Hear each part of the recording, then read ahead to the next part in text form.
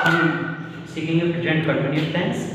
और सबसे पहले सीखते हैं कि present indefinite and present continuous, इन दोनों का हमें उपयोग किस किस स्थान पर करना है। देखिए, whenever we say something that is permanent, we then use present indefinite, always, ever, never। तो उस कंडीशन में हम परमानेंट, जब कंडीशन को हम कोई काम ऐसा कर रहे हो जो परमानेंट हो, तो उस कंडीशन में हम यूज करेंगे प्रेजेंट इंडेफिनिट टेंस। और ऐसी सिचुएशन जो कि टेम्परेरी हो, थोड़े समय के लिए हो, तो उस समय हम यूज करेंगे present continuous. For some time, कुछ समय के लिए है, हैपनिंग नाउन जो अभी हो रही है, and at the time of speaking, या फिर जो कि जब स्पीकर बोल रहा है उसी टाइम पे यदि हो रही है, तो उसके लिए भी हम प्रेजेंट कंटिन्यूअस का उपयोग करते हैं। जैसे कि some examples, I work at IBM, it is permanent. IBM is company and I work, मैं वहां पे काम करता हूं, that is permanent. I work at Airtel, मैं एयरटेल पे काम करता हूं, एयरटेल मींस कंपनी, मैं वहां पे रेगुलर काम करता हूं, डेली जाता हूं काम करने के लिए। Now look at this sentence, I am working at a new project, मैं एक नए प्रोजेक्ट पे काम कर रहा हूं, means this time I am working on a new project and this project will be finished in some time, कुछ समय बाद ये प्रोजेक्ट फिनिश हो जाएगा, मैं इस पे काम करना बंद कर दूंगा। आई एम ईटिंग बनानास, मैं केले खा रहा हूं, this time I am eating bananas, after some time, जब ये बनाना ईटिंग फिनिश हो जाएगी तो ये खत्म हो जाएगा। But I eat bananas means I generally eat bananas, मैं रोजाना सुबह या फिर शाम को बनाना खाता हूँ, केले खाता हूँ। I am listening to music, मैं इस समय म्यूजिक सुन रहा हूँ, and I listen to music means मैं म्यूजिक सुनता हूँ, जनरली म्यूजिक सुनता हूँ। Pause. Now let's start present continuous tense. पहचान क्या है प्रेजेंट कंटिन्यूअस की? हिंदी वाक्यों के अंत में रहा है, रही है, रहे हैं, रहा हूँ, ये शब्द आएंगे हिंदी वाक्यों के अंत में। And now let's see helping verb and main verb. With various subjects, we use different helping verbs and main verbs. देखिए, सब्जेक्ट यदि I हो तो हम हेल्पिंग वर्ब am का प्रयोग करेंगे और फिर उसके बाद में लगाएंगे वर्ब, वर्ब की फर्स्ट फॉर्म और उसमें ing। सब्जेक्ट यदि प्लूरल है, जैसे कि we, you, they, तो प्लूरल नाउन, जैसे कि दो नाम राम एंड श्याम, सीता एंड गीता, उनके साथ में हम प्रयोग करेंगे हेल्पिंग वर्ब आर, और फिर उसके बाद में भी वर्ब प्लस ing। यदि हमारा सब्जेक्ट यहाँ पे ही, सी, इट या कोई सिंगुलर नाउन है, कोई एक नाम है, सिंगल नेम, तो हम उसके साथ में हेल्पिंग वर्ब यूज करेंगे इज, और फिर उसके बाद में भी वर्ब प्लस ing। अब देखिए इनके सेंटेंस कुछ किस प्रकार से बनते हैं। जैसे कि इसके स्थान पे हम लिखते हैं ईट और इसमें लगाते हैं ing। आई एम ईटिंग, मैं खा रहा हूं। We are eating, you are eating, they are eating, let's say Ram and Shyam,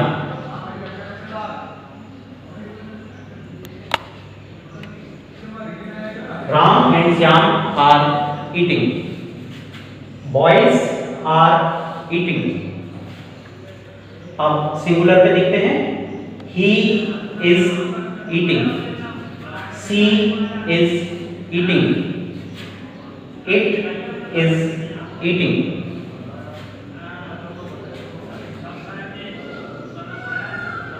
Ram is eating, तो इसी प्रकार से इसके सेंटेंस होते हैं। सेंटेंस स्ट्रक्चर जो इसकी है वो सबसे पहले सब्जेक्ट रखेंगे हम, फिर इसके बाद में हेल्पिंग वर्ब और इसके बाद में वर्ब फर्स्ट फॉर्म और उसमें लगाते हैं आईएनजी।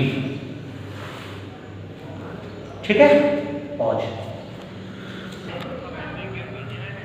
ये है अपनी सेंटेंस स्ट्रक्चर, वाक्य संरचना।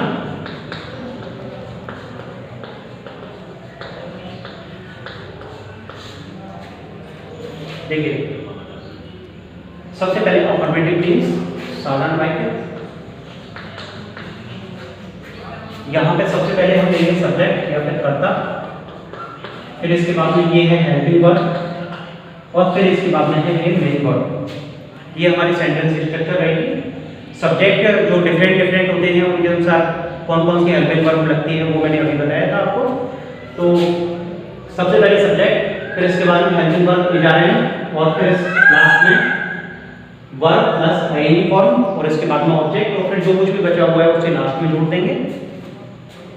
इंटरोगेटिव सेंटेंस ये हैं प्रश्नवाचक। जब कभी भी इंटरोगेटिव सेंटेंस आते हैं तो हम सबसे पहले हेल्पिंग वर्ब लेंगे। हेल्पिंग वर्ब मेन सब्जेक्ट से पहले आएंगे। तो ये तीनों हैं हेल्पिंग वर्ब। ये पहले साधारण वाक्यों में सब्जेक्ट के बाद में आती थी, इंटरोगेटिव सेंटेंस में हम इन्हें सब्जेक्ट से पहले लेंगे। अभी ये है वर्ब, मेन वर्ब, तो ये आ रही थी हेल्पिंग वर्ब के बाद में साधारण वाक्यों में और हम इसे प्रश्नवाचक वाक्यों में भी सब्जेक्ट के बाद में रखेंगे। इसमें कोई चेंज नहीं करना है, चेंज केवल हमें करना है हेल्पिंग वर्ब का। प्रश्नवाचक जब भी वाक्य होगा तो हेल्पिंग वर्ब सब्जेक्ट से पहले आएगी, सब्जेक्ट बाद में चला जाएगा, हेल्पिंग वर्ब आगे आ जाएगी। फिर इसके बाद में जो सेंटेंस स्ट्रक्चर है वो यथास्थिति रहेगी और लास्ट में प्रश्नवाचक चलेगी। ये है नकारात्मक वाक्य, नेगेटिव सेंटेंसेस।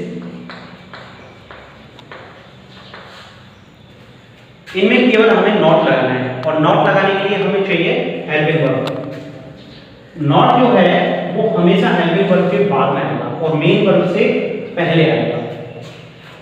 तो ये है हमारी helping verb H R M. इन तीनों में से कोई सी एक का प्रयोग करना है। सब्जेक्ट एच आर एम और इसके बाद में यहाँ पे लगाना है हमें नॉट और फिर इसके बाद में वर्ब प्लस आईएनजी। ध्यान ये रखेंगे कि ये जो नॉट है ये इसके साथ में यहाँ पे अटैच रहेगा, मेन वर्ब से तुरंत पहले आएगा। ठीक है, और क्योंकि नकारात्मक वाक्य है तो लास्ट में लगाएंगे हम full stop. Interrogative and negative, ये जो दोनों प्रश्नवाचक वाक्य और नकारात्मक वाक्य, इन दोनों को यदि मिला दिया जाए तो कैसे बनेगा? तो हमें देखिए इसमें है मेन कंडीशन कि हेल्पिंग वर्ब आगे आएगी और इसकी कंडीशन है नेगेटिव की हमें नॉट लगाना है। अब इन दोनों को मिक्स कर देते हैं और मिक्स करते हैं तो क्या होगा, हेल्पिंग वर्ब सबसे पहले आ जाएगी, फिर इसके बाद में सब्जेक्ट और सब्जेक्ट के बाद में लगाएंगे हम नॉट और फिर वर्ब की फर्स्ट फॉर्म में आईएनजी। कॉन्ट्रैक्शंस मीन्स दो शब्दों को मिला के एक करना, जैसे कि हिंदी में बोलते हैं संधियां। तो हम यहाँ पर कुछ सब्जेक्ट और उसके साथ में हेल्पिंग वर्ब उनकी कुछ कॉन्ट्रैक्शंस देखेंगे। आई के साथ में यदि एम को मिला दिया जाए तो ये होता है आई एम। इट के साथ में इट को मिला दिया जाए तो बन जाता है इट इज। ये इट इज है ना कि इट्स। एक और शब्द होता है वो है इट्स। ये यदि ध्यान हो तो ये दूसरा शब्द है, ये आता है प्रोनाउन में, it, it's, it, it's, itself. ध्यान है, ये वो वाला है।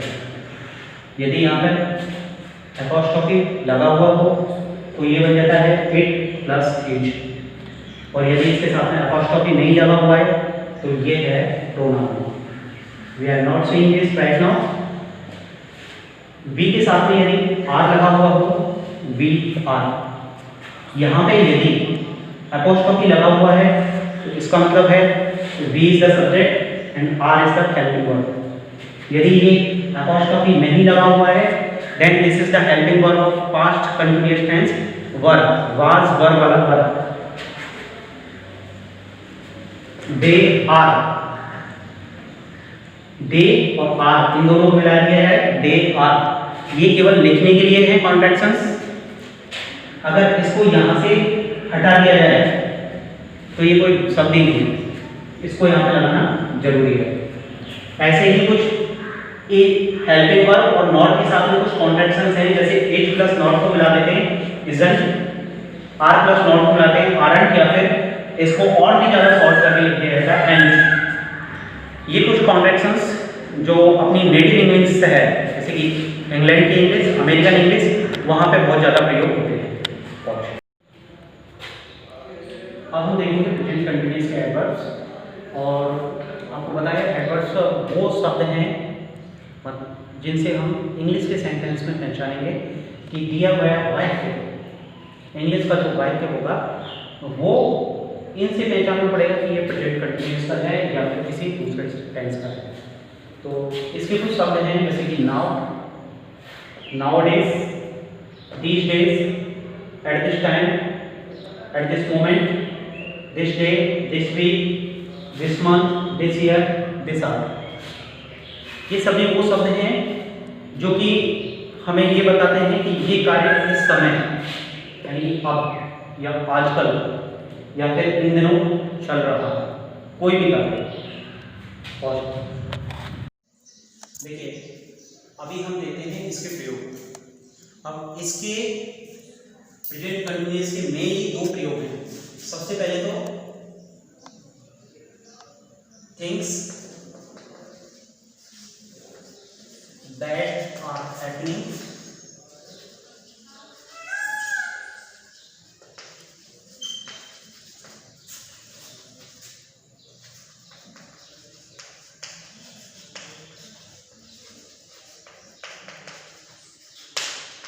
टाइम ऑफ स्पीकिंग, मेनली है टाइम ऑफ स्पीकिंग, जो कि बोलते समय जो कार्य हो रहा है उसके लिए हम प्रयोग करेंगे।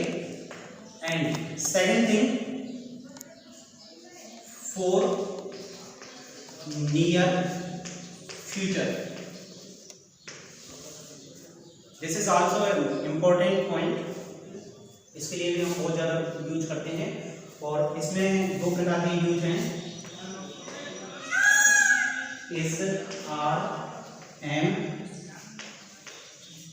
इनके साथ में वर्ब प्लस आईएनजी, इसका भी प्रयोग करते हैं।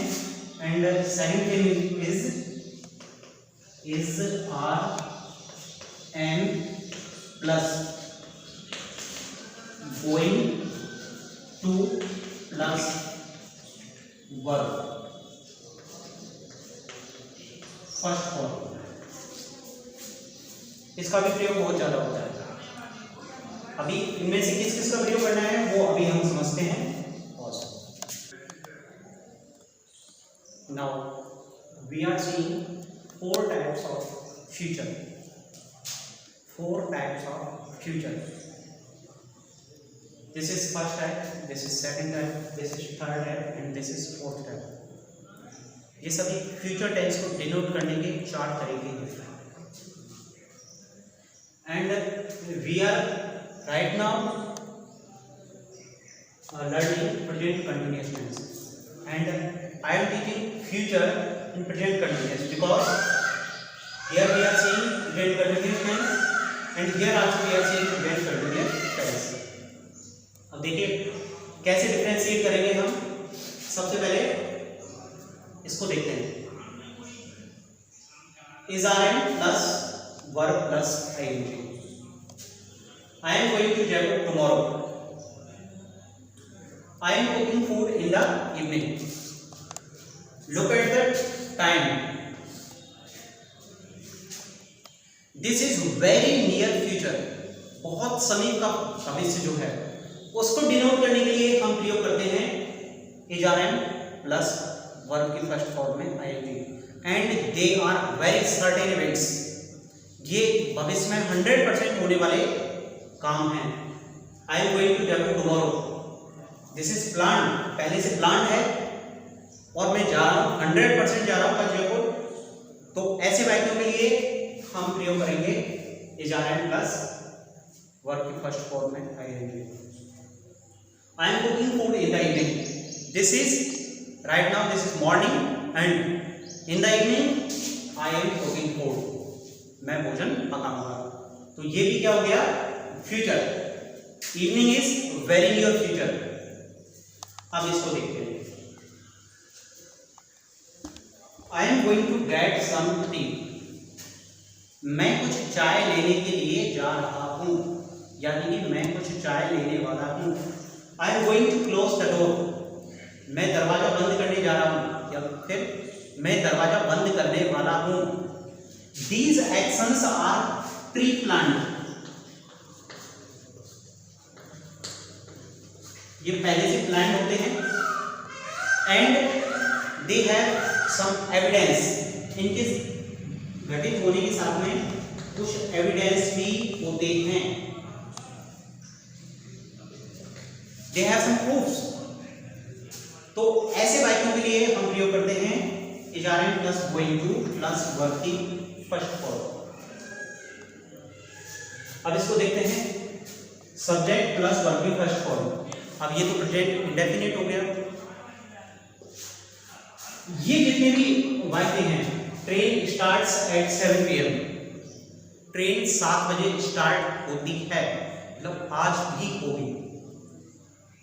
रोजाना 7 बजे निकलती है शाम को, और आज भी शाम को 7 बजे निकलेगी। दीज आर शेड्यूल्ड,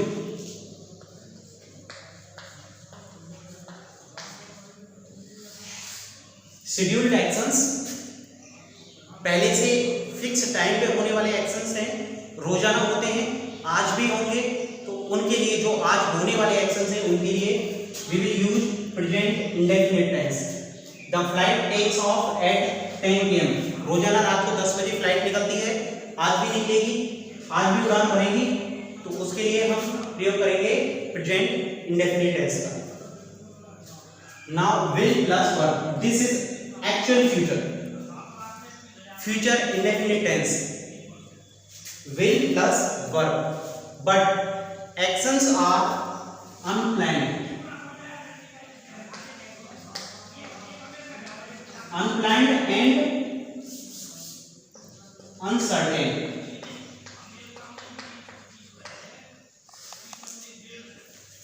कोई फिक्स नहीं है ये एक्शंस होंगे भी या नहीं होंगे, वी आर जस्ट प्रेडिक्टिंग, हम भविष्यवाणी कर रहे हैं। I will go to America next year, हो सकता है मेरा प्लान कैंसिल भी हो जाए। He will win the election, वह चुनाव जीत जाएगा। ये केवल प्रेडिक्शंस है। Corona pandemic will end soon, corona महामारी जल्द खत्म हो जाएगी। ये भी क्या है, हमारी प्रेडिक्शन। और ऐसा बहुत सारे लोग कहते आ रहे हैं। देखिए, अभी एक और इंटरेस्टिंग फैक्ट हम देखते हैं, और ये बेसिकली क्या है कि when actions are divided in informal and formal, जब फ्यूचर एक्शंस फॉर्मल हो, basically the PM will address the soldiers, उस स्थान पे हमें केवल will प्लस फर्स्ट फॉर्म का उपयोग करना है। And all of these actions are going to happen in future, ये फ्यूचर एक्शंस है। यदि एक्शंस इनफॉर्मल हो तो वहां पे 2 केस होते हैं। The first one case is certain event and second one is uncertain. If the action is going to happen certainly, then we will use going to plus verb, like I am going to sleep, I am going to plus sleep.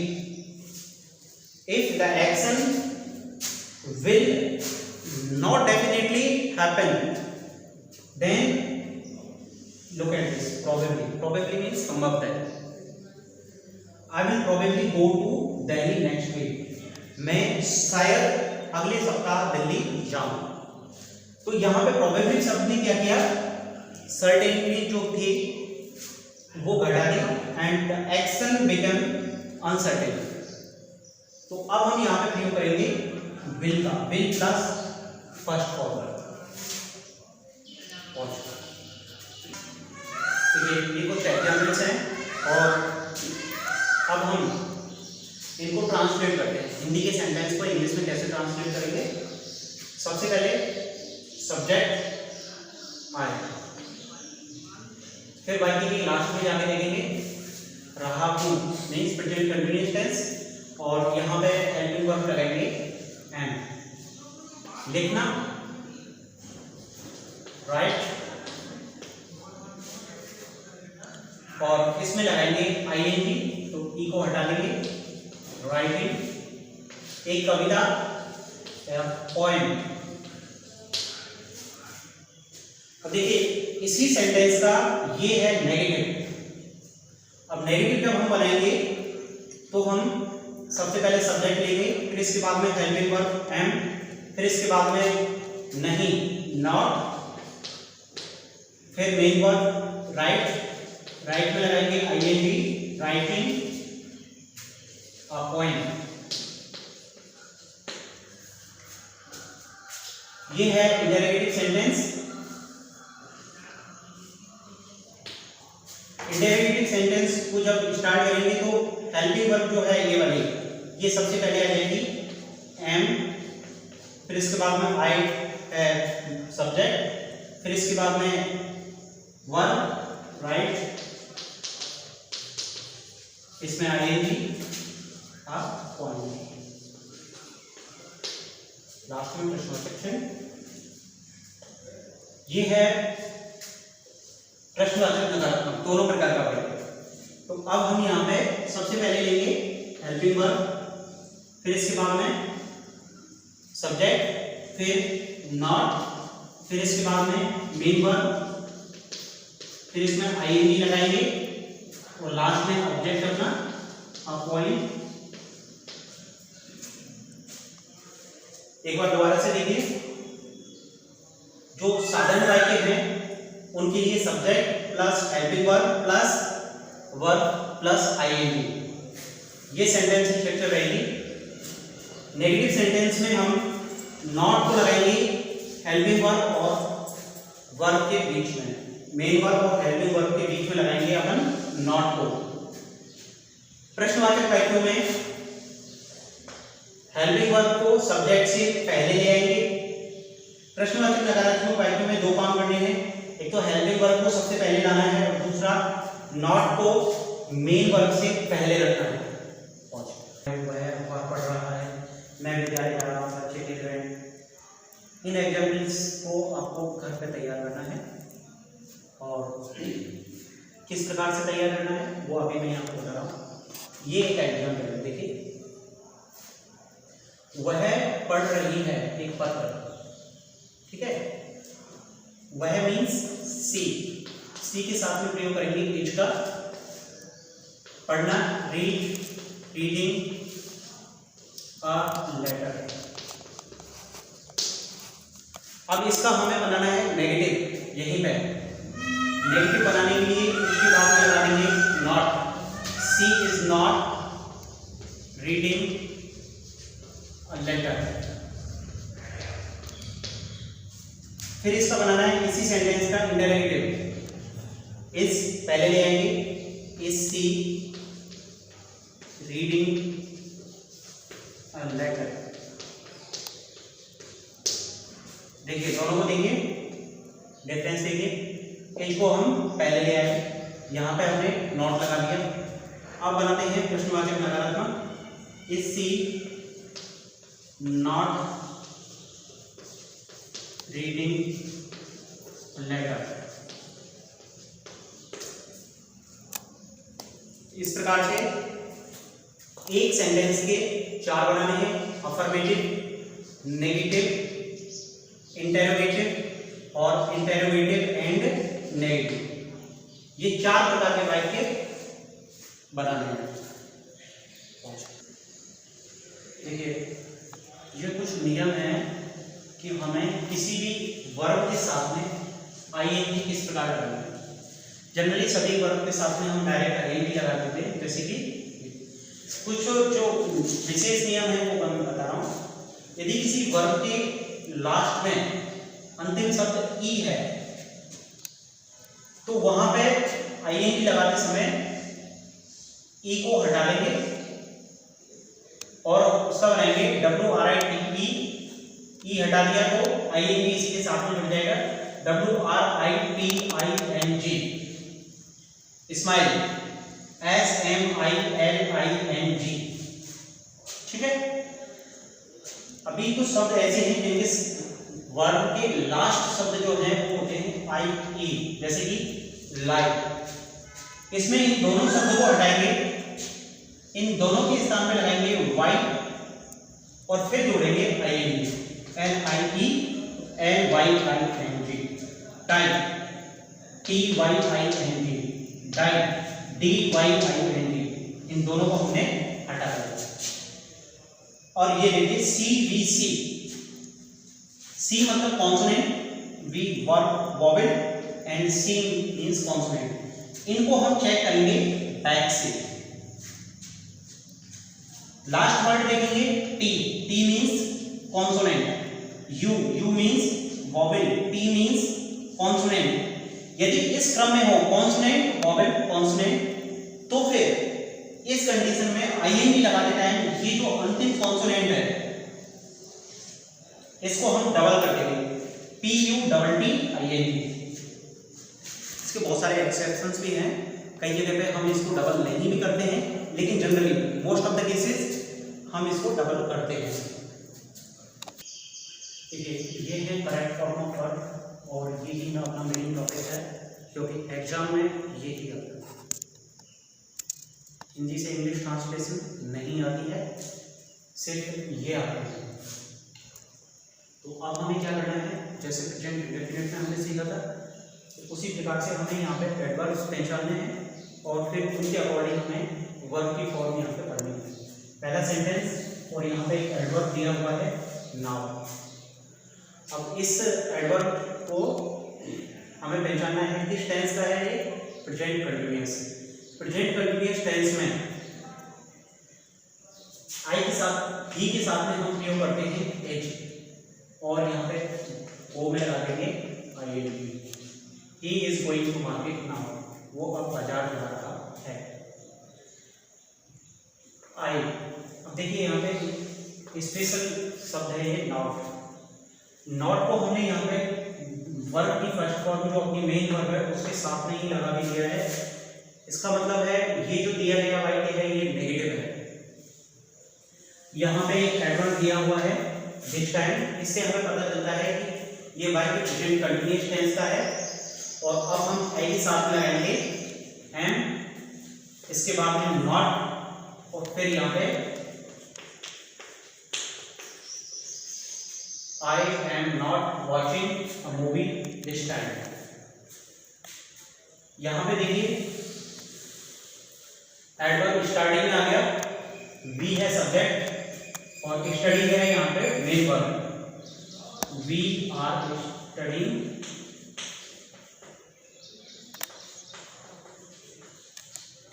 English. At this moment we are studying English.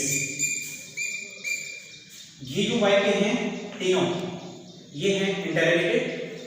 देखते हैं, सबसे पहले first form रिक्त स्थान है, subject से पहले है तो हमें यहाँ पे लगाने हैं हेल्पिंग वर्ब। अब देखिए ये है एडवर्ब और ये है प्रेजेंट कंटिन्यूअस का, तो यू के साथ में हम लगाएंगे यहाँ पे आर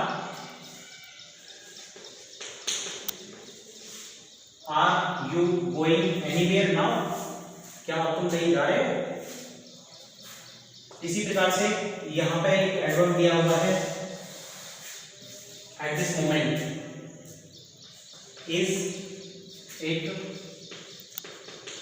रेनिंग, एक के साथ में लगाया इट और रेन में लगा दिया ING। इसी प्रकार से इसमें देखिए नाउअडेज, तो यहाँ पे सब्जेक्ट है राम, राम के साथ में हम लगाएंगे is Ram playing games nowadays. इसमें भी यहाँ पे एक एडवर्ब दे रखा है व्हाट आर, क्योंकि यहाँ पे सब्जेक्ट है यू तो यू के साथ में लगाएंगे are. What are you doing ना, तुम अब क्या कर रहे हो। When he go to Jaipur, यहाँ पे कुछ भी दिया हुआ नहीं है, लेकिन हम इसको मान के चल रहे हैं कि ये प्रेजेंट कंटिन्यूअस का है। When is he going to Jaipur. अब इस वाक्य का अर्थ करके देखिए, When is he going to Jaipur, वह जयपुर कब जा रहा है। अब हमें पता चल रहा है कि अब ये जो सेंटेंस है ये है नियर फ्यूचर का, नियर फ्यूचर के बारे में पूछा जा रहा है। उसके लिए भी हम यहाँ पे यूज करते हैं प्रेजेंट कंटिन्यूअस का, इज आर प्लस आईएनजी। आप बंदे कर